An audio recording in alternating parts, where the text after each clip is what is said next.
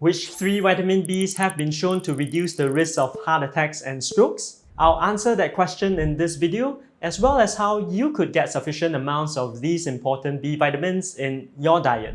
Hi, I'm Chung, an accredited nutritionist with a master's in nutritional sciences, here to share with you the latest evidence-based findings on healthy eating and living. The B vitamins are a family of 8 water-soluble vitamins that are primarily involved in the metabolism of glucose and fats into energy.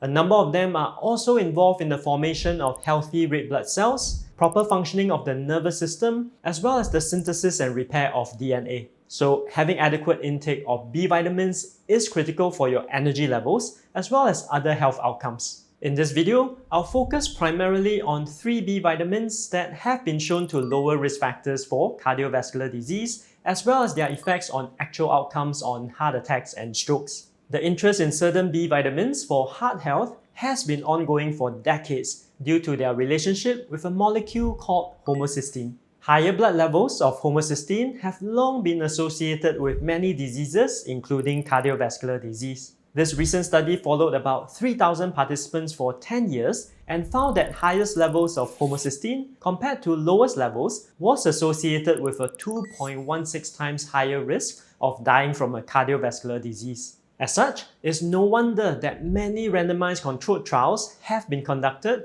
to determine whether supplementing with various B vitamins can lower homocysteine levels and the risk of cardiovascular disease. So, what are the results from these studies? Before I get into that, let's discuss the first B vitamin for today, which has been associated with heart health, and that's vitamin B6. Vitamin B6 is one of the top anti-inflammatory vitamins from the Dietary Inflammatory Index, and various population studies have shown that higher intake of vitamin B6 is inversely related to chronic inflammation markers such as CRP. For example, in this study, highest versus lowest intake of vitamin B6 was associated with a 57% lower risk of having an elevated CRP of greater than 10 mg per liter.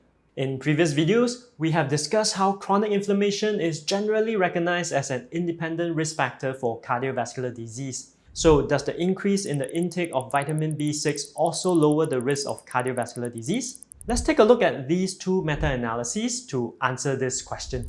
For every 0.5 mg per day increase in the intake of vitamin B6, the first study concluded that there was a 13% reduction in the risk of coronary heart disease, while the second study concluded that there was a 6% reduction in the risk of having a stroke. So, what B vitamins have been shown to effectively lower homocysteine levels and potentially reduce the risk of cardiovascular disease? Before I get into that detail, if you've learned something in this video, help me hit the like, share and subscribe buttons and turn on the notifications. And if you've not already done so, you could also check out this other video where I dive into another food component that is great for reducing the risk of cardiovascular disease. We mentioned earlier that higher blood levels of homocysteine seem to be associated with a higher risk of cardiovascular disease, and the B vitamin that has been shown to have the largest effect on homocysteine is vitamin B9 or folate.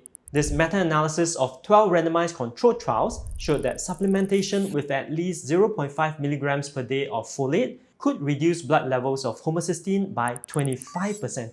So, does that decrease in homocysteine levels by vitamin B9 translate to actual cardiovascular disease outcomes such as heart attacks, strokes, and deaths? This meta-analysis of 30 randomized controlled trials says that the answer is yes. But the benefit of folate supplementation seems to be limited to the reduction in the risk of strokes. Supplementing with folate reduced the overall risk of having a stroke by 10%, but interestingly, in countries without folate fortification programs, the reduction in stroke risk was actually higher at 15%, and folate supplementation also seems to have a stronger effect in reducing the risk of having a stroke for the first time by 19%. So, what's the third B vitamin that could potentially reduce the risk of cardiovascular disease? That would be vitamin B12. There are not many studies that explore the relationship between only vitamin B12 and CVD outcomes, but this meta-analysis of 10 studies with about 45,000 participants showed that supplementation with vitamins B6, B9, and or B12 reduced the risk of having a stroke by 10%. We saw earlier that supplementation with at least 0.5 milligrams per day of folate could reduce blood levels of homocysteine by 25%. The same study also showed that in the presence of folate supplementation, an additional 0.5 milligrams per day of vitamin B12 could reduce blood levels of homocysteine by another 7%.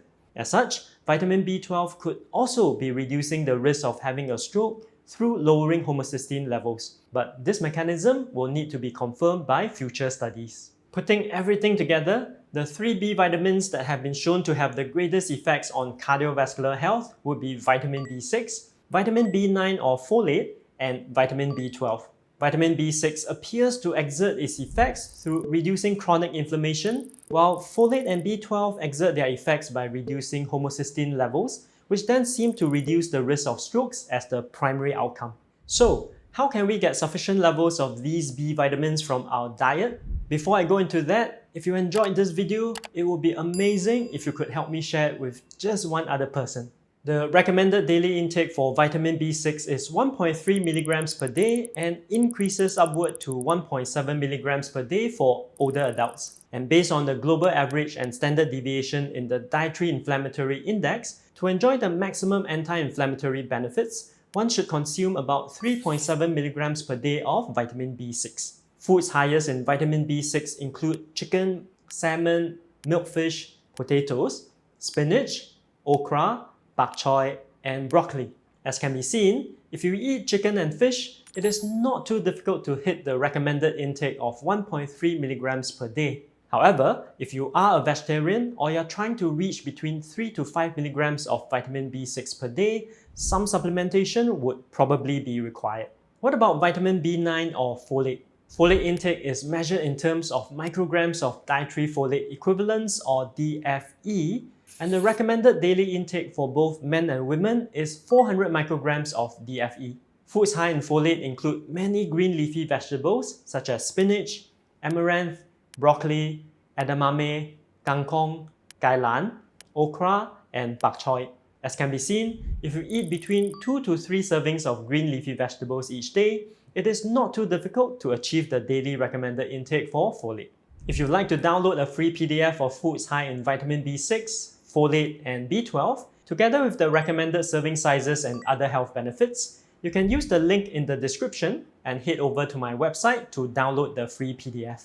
And finally, for vitamin B12, the recommended daily intake is 2.4 micrograms per day. Vitamin B12 is unique in that it is found primarily in animal products. These include mackerel, sardines, milkfish, salmon, and catfish. For people who eat meat, it's very easy to achieve and exceed the daily recommended intake. Fatty fish is a great option for getting your vitamin B12 and also a great meat substitute as they contain a high level of heart-healthy polyunsaturated fats such as marine omega-3s. However, for vegetarians, supplementation will often be necessary. I'm Chong from Nutrition Domus, and if you are keen to find out more about one-to-one functional nutrition counseling, where I support clients on building sustainable habits to lower their LDL cholesterol, manage their blood pressure, reduce chronic inflammation, and improve their cardiovascular health, do head over to my website, nutritiondomus.com, and sign up for a free strategy session. In the meantime, check out these other videos where I explain how you could use various foods to reduce your risk of cardiovascular disease. See you in the next video.